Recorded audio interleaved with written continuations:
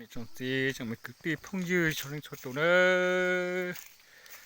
nó là lo tạo bên hôm nào rồi một sai chấm lấy xe ông trả nữa thì để là tàu là ý thì nó chế lấy tổ cầu tả nữa là cưng của chỉ cả lại nữa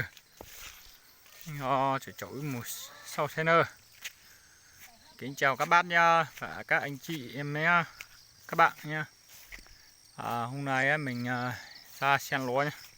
Cơn mưa bão số 8 làm thiệt hại lúa nhà mình nhiều lắm này, thấy không?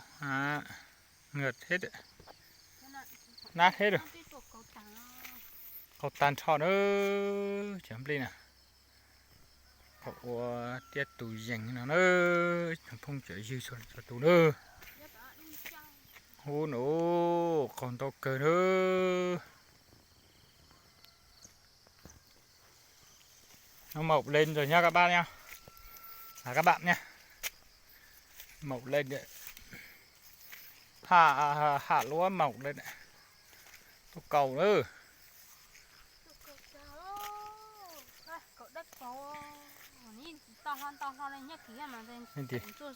Ô nổ. Tô cầu tà nữa. Cho nó là cầu tàn tin cậu ăn cho con thì có tô bò.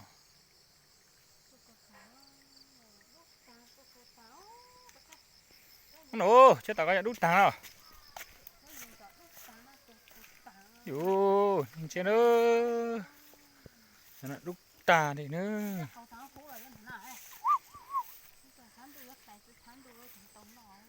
Ô, ơi chắc cái sắm màu gì đút tàng cho cá.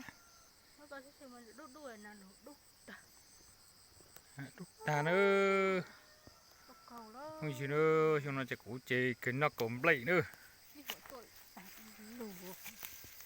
Chế được bó tẩu nữa. Thì nó sẽ ok đi nữa. Có ta đây nữa.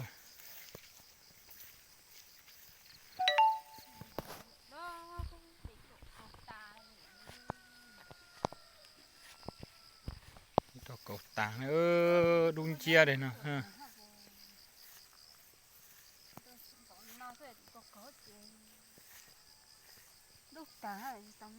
Tôi sẽ đu thôi.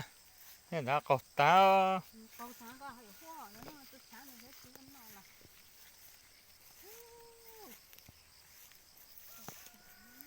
cho nó củ trái liền nữa, chả không gì nữa.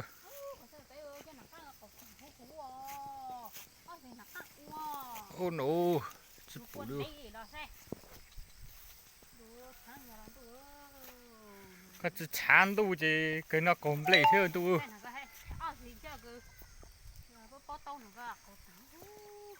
Ô, cái tao nhà trong cái chữ chua là ba. Cái chữ tao cái trong cái cầu tà này. Ôi ô, lại tao chán nữa, lười hơn, tụ đun cha rồi, không chịu đâu. Đun cha hơi sai tàu nữa. Ô, có cờ nữa. Để có tá liệu cho phong dư. Xác cưng cậu lên nữa. Ôi, muốn nóng hả lại. Ôi. Ô dô. Cháu gì có bự thô án lại ô. Ở gì mình hổ.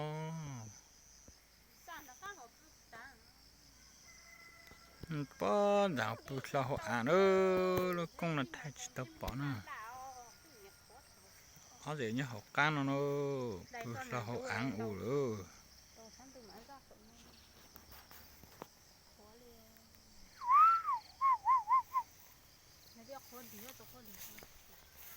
Cho bên nó chơi mất lại tàn ơ, cho bên lại tao chắn tủ họ chú củ chó ơ, củ chó nhìn nó chế lâu ná chế, tao nọ li ô đang thắc khí đấy xí mà, tổ cầu ơ, cho không dư, vậy vậy chẳng tao nọ ơ,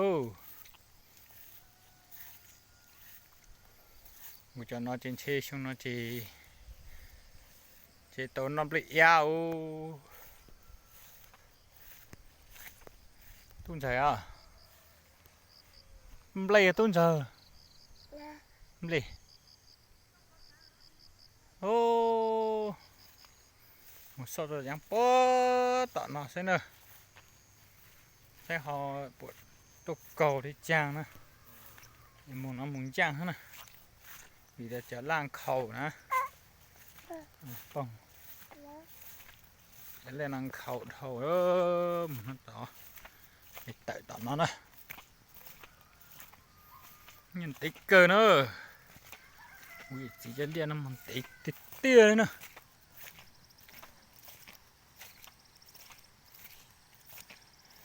chỉ mới liệu ua đi nữa chứ không chứ được rồi gì ua nó chỉ phát còn mấy mê nữa chỉ mà chỉ tục có tả thế vô chặt hết tàu nọ luôn hết tàu nọ lo sẽ đa chủ đi nọ thế nữa tí cân còn nó muốn nói tỏ nữa tập để bó tàu của lúc gì chỉ mà hô dụ nàn lò đi lò xứ